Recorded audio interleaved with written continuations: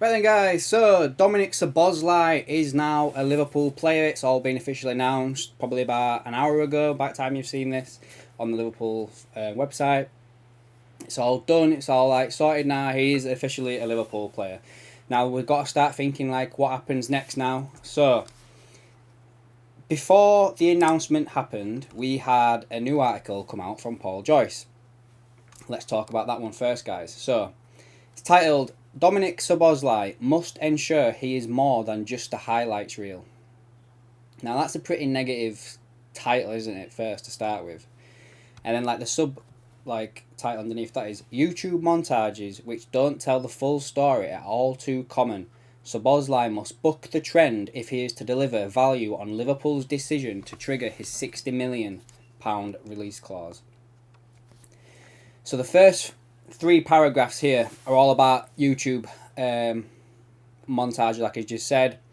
You know, if you type in Szoboszlai's name, you'll see spectacular goals, eye-catching assists, yada yada yada.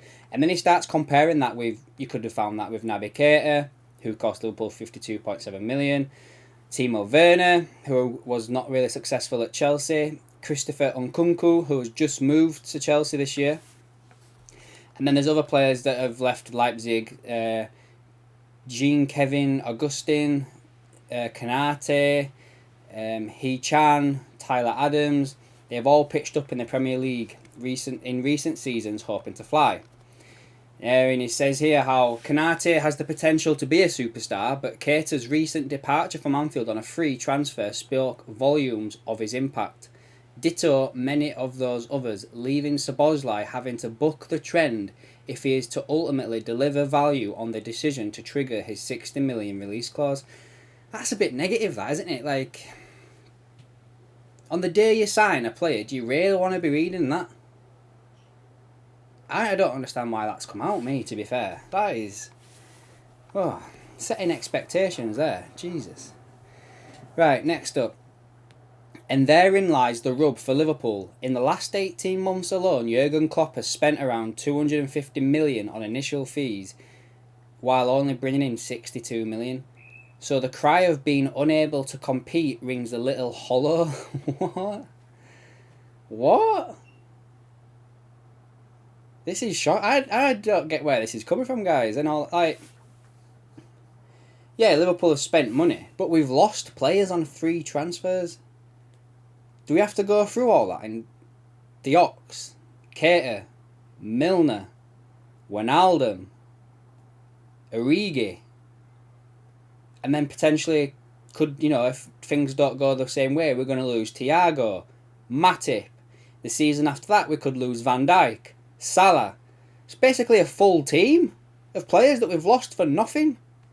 Is that on Jurgen Klopp, or is that on the lack and the inability of the people above to bring in reinforcements to allow us and give us the opportunity to sell them players beforehand? Like, why are you going to sell these players if we're not going to bring somebody in who's going to take their position in the squad and excel on what they bring to the team or be as par? Do you know what I mean? Like, I don't agree with him in here at all.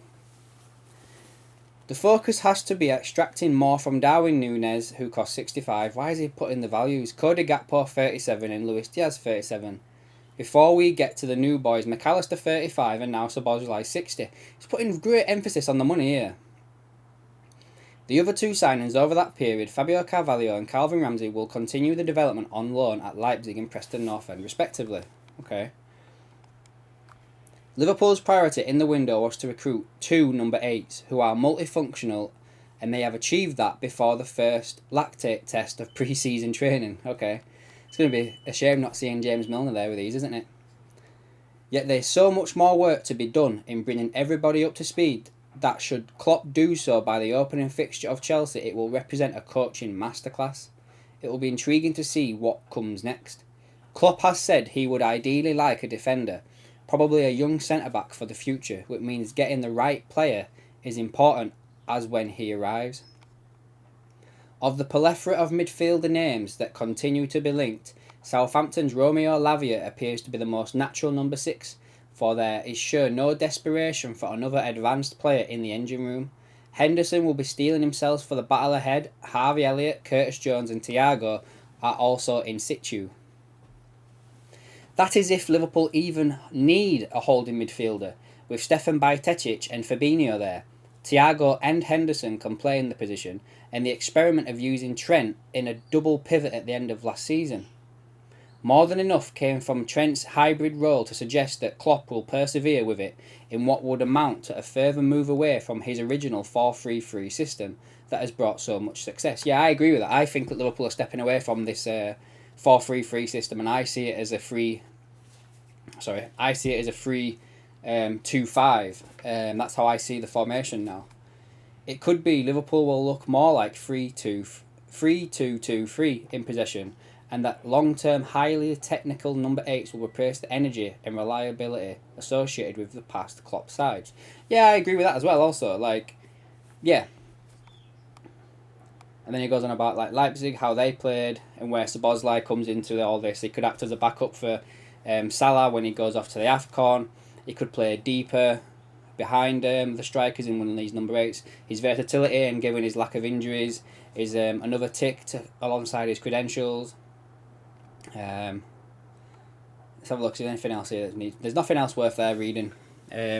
Apart from that, Bayern Munich's Leroy Sané had more shots from the outside. Was the only player to have more shots outside the box than Szoboszlai did. He ranked 4th in overall German top flight last season for his total involvement in open play shot ending sequences, behind Kimmich, Musiala and Bellingham. So he's only just behind them 3 players in the contribution to goals, shots happening. Not goals scored, but just shots happening. The decision by Liverpool to end their interest in Bellingham back in March was taken after it was decided spending a huge chunk of the summer budget on one player would be folly, given the deficiencies that had become apparent. Okay, I can get behind that as well also. I still kind of think that Klopp was told you could have Bellingham, but then that'd be it. For around the same price Real Madrid paid Borussia Dortmund for Bellingham, an initial 88 million, they have now brought in Szoboszlai and McAllister. All that is left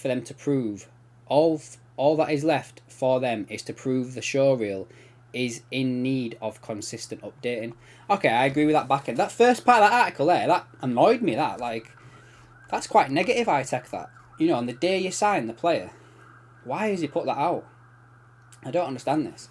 So anyway, now that we've got Szoboszlai in, obviously he's the number 8. Got me thinking a little bit on player numbers, and so just to go off a little bit of a tangent here. So we had McAllister take the 10, yeah, and we heard that he said that he could only take 10 or 8. 7 and 9 were never mentioned, even though we knew that 7 and 9 were available. Then we get the announcement that Diaz has taken the 7, Szoboszlai has taken the 8. Do we next get the announcement of Darwin or Gakpo taking the 9? I think it's more likely going to be Darwin over Gakpo taking the 9, but that could be the next announcement we see from Liverpool, I think. Not a new player joining, but a number swap. I think it's got to come soon with all these the kit launches happening. Kids are going to be buying players on the back of the shirts, and so yeah, you think that if someone is going to take the number 9, that it would be imminent. That basically for me. So the next bit I want to touch on in this video was, and that's why it's called Let's Talk Joyce and Romano, was Fabrizio Romano. He has basically put a tweet. Well, he's done a video, and he basically said, let's have a quick look. I thought I'd had it loaded up. It's not. There we go. I've got it here. He has said about Romeo Lavia. It's not on that page. Sorry, guys. This is going to annoy me now.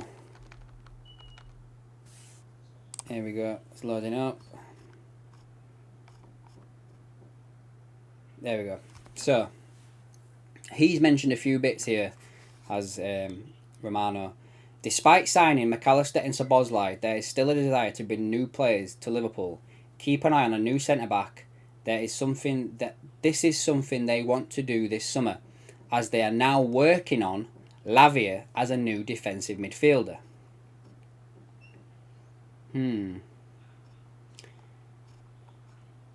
Liverpool still want a defensive midfielder. Liverpool are in the race for Romeo Lavia. They are now in direct contact with the player and the club. So as much as everyone's been thinking that Thuram could still be coming in, I think that probably depends on departures. That guys, like, you know, if we end up selling Thiago, for instance, I could see us going and getting Thuram then. But Romeo Lavia will be a homegrown player. He won't have to be registered. He'd be a defensive player that comes in to back up Fabinho if that was to happen. The only thing is with Lavia that Romano mentions here as well is that he's going to cost 50 million at the moment. That's what Southampton are asking for. Arsenal are also in the race as well, he said. But Arsenal are waiting to see whether they get rid of, what's his face, Partey and Xhaka. If they both go, they'll go for Lavia after they've signed Declan Rice. Now, the other thing that's mentioned here by Romano is the centre-back situation. But then he also meant, oh no, this is not Romano actually, this is Chris Bascom. He's basically chirped in regards to Szoboszlai, and it just comes down to, like, money really here, where he basically says that Mason Mount was commanding a wage of around 250k a week, whereas Szoboszlai will be earning less than half of that salary. So you've got to be thinking that Szoboszlai will be on about 120k a week. And I think I had a comment earlier from Dave Stewart who actually said this. So Dave, well done for that, mate, with the shout out. I didn't get back to you because I've been busy today, but you did put that out earlier in a was it an email? I can't remember if it was an email or comment, mate. You have to let me know, but you definitely said that to me before I read this today, that Szoboszlai was on about 120 and Mount, you definitely said that Mount was 250, so, you know, props for that, mate. Well done for that, thank you. So guys, I'll leave this video there. I think it's a bit all over the place at the moment, but welcome to Liverpool, Szoboszlai. You know, I hope this is not the end. I hope Liverpool continue to spend.